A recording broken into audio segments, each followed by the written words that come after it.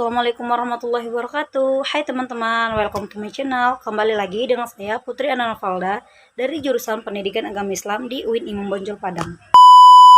Oke teman-teman, kali ini saya akan membahas mengenai manajemen pengendalian mutu sekolah. Sebelumnya jangan lupa subscribe and like and comment di bawah. Oke teman-teman, sebelum kita memasuki pembahasan kita mengenai manajemen pengendalian mutu sekolah, teman-teman semua harus mengetahui terlebih dahulu apa itu pengertiannya. Nah, pengertiannya saya akan jelaskan terlebih dahulu.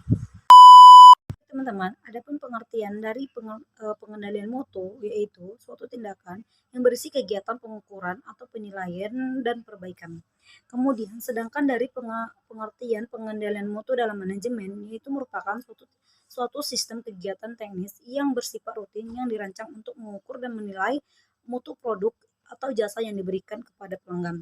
Nah, pengendalian ini diperlukan dalam manajemen mutu untuk menjamin agar kegiatan sesuai dengan rencana yang telah ditetapkan, sehingga produk yang dihasilkan sesuai dengan harapan pelanggan. Teman-teman, kemudian mutu pendidikan dalam arti luas itu ditentukan oleh tingkat keberhasilan seluruh faktor yang terlibat untuk mencapai tujuan pendidikan.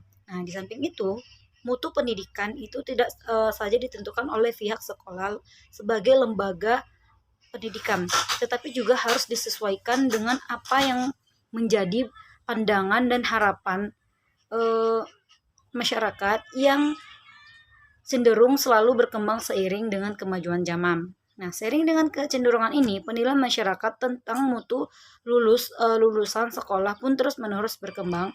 Untuk menjawab tentang tersebut, sekolah harus terus-menerus meningkatkan mutu lulusannya, menyesuaikan dengan perkembangan tuntutan masyarakat.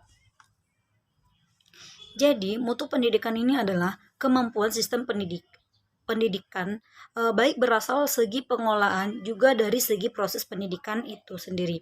Nah, diarahkan secara efektif buat menaikkan nilai tambah berasal faktor-faktor input atau besarnya kelas sekolah, guru, buku pelajaran, situasi belajar dan kurikulum atau manajemen sekolah agar membentuk output setinggi-tingginya. Kemudian selanjutnya kita akan membahas tujuan dan manfaat pengendalian mutu sekolah.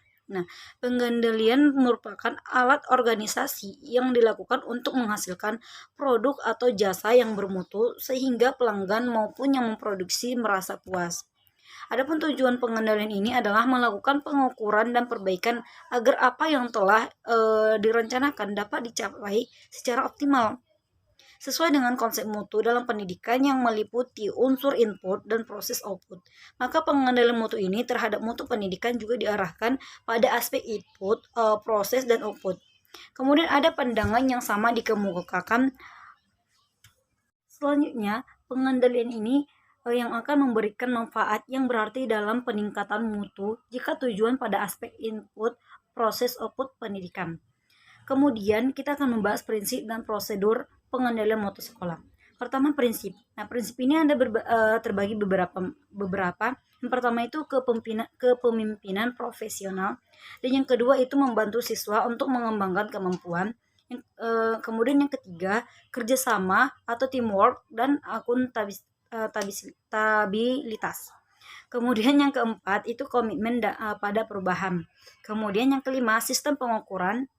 Dan yang keenam itu program berkelanjutan, dan yang ketujuh keterlibatan peran masyarakat, dan yang terakhir itu pelatihan staf. Oke teman-teman, selanjutnya prosedur pengendalian mutu sekolah. Nah, yang pertama di sini penyusunan basis data dan profil sekolah lebih presentatif, akurat, valid, dan sistematis, menyangkut berbagai aspek akademis atau administrasi, siswa, guru, staf, dan keuangan. Nah, kemudian yang kedua itu melakukan evaluasi diri untuk menganalisis kekuatan dan kelemahan mengenai sumber daya sekolah, personal sekolah, Kemudian kinerja dalam mengembangkan dan mencapai target kurikulum dan hasil-hasil yang dicapai siswa berkaitan dengan aspek-aspek intelektual dan keterampilan maupun aspek lainnya. Kemudian yang ketiga, itu berdasarkan analisis tersebut, sekolah harus mengidentifikasikan kebutuhan sekolah dan merumuskan visi misi dan tujuan dalam rangka menyajikan pendidikan yang berkualitas tinggi, berkualitas bagi siswanya sesuai dengan konsep pembangunan pendidikan nasional yang akan dicapai. Yang keempat, berdasarkan dari visi misi dan tujuan tadi, peningkatan mutu tersebut, sekolah bersama-sama dengan masyarakatnya merencanakan dan menyusun program jangka panjang dan jangka pendek atau tahun termasuk anggarannya. Kemudian yang kelima, mutu pendidikan juga dipengaruhi oleh faktor-faktor internal dan eksternal. Mutu proses dan hasil belajar mengajar di kelas.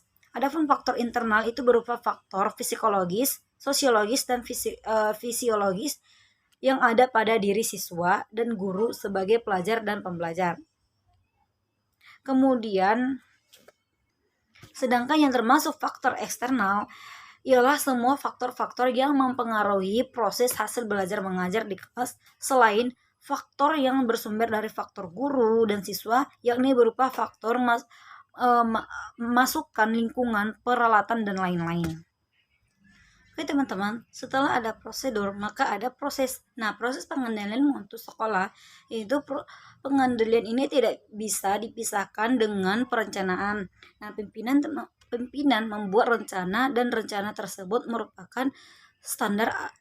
Nah, artinya sejumlah kegiatan dapat dilakukan dan dapat diukur atau dinilai dengan membandingkan standar dengan kegiatan yang dilakukan sistem dan teknik-teknik pengendalian. Nah, dapat dikembangkan juga dari perencana yang telah dibuat.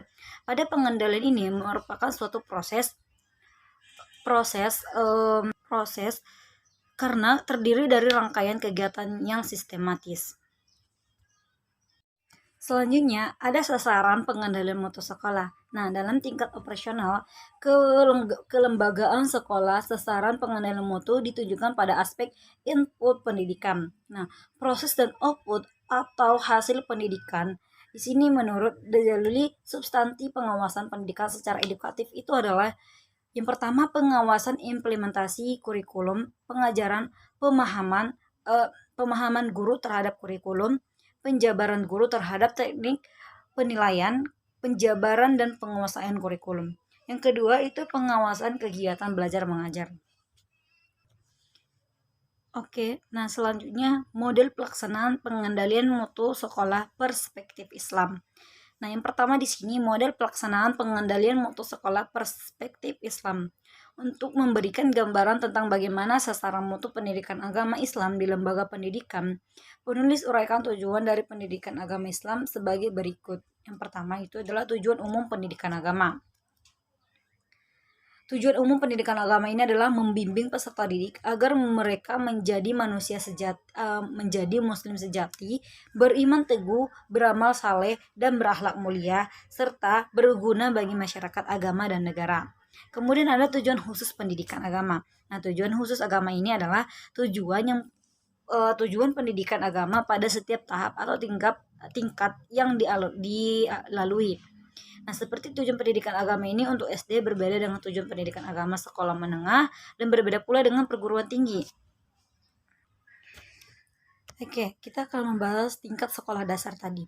Nah, tingkat sekolah dasar, murid yang bergairah beribadah, penanaman rasa agama kepada murid, yaitu menanamkan rasa cinta kepada Allah dan Rasulnya, memperkenalkan ajaran Islam yang bersifat global seperti rukun Islam, rukun iman, dan lain-lain.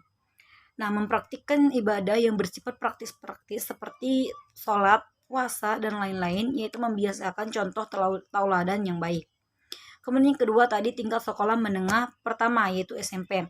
Nah, memberikan ilmu pengetahuan agama Islam, memberikan pengertian tentang agama Islam yang sesuai dengan tingkat kecerdasannya, memupuk jiwa agama, dan membimbing anak agar mereka beramal saleh dan berakhlak mulia. Kemudian yang ketiga tadi tingkat sekolah menengah atas yaitu SMA. Nah, siswa memahami dan menghayati ajaran Islam sehingga beriman dengan mengakui dalil naklinya. tekun sholat dengan menghayati hikmahnya, dan tekun membaca Al-Quran, mensyukuri nikmat, dan beramal saleh, serta membangun kehidupan berbangsa dan bernegara. Siswa bertakwa dan bersyukur kepada Allah. Siswa hidup rukun dalam bermasyarakat, bernegara, dan berbangsa.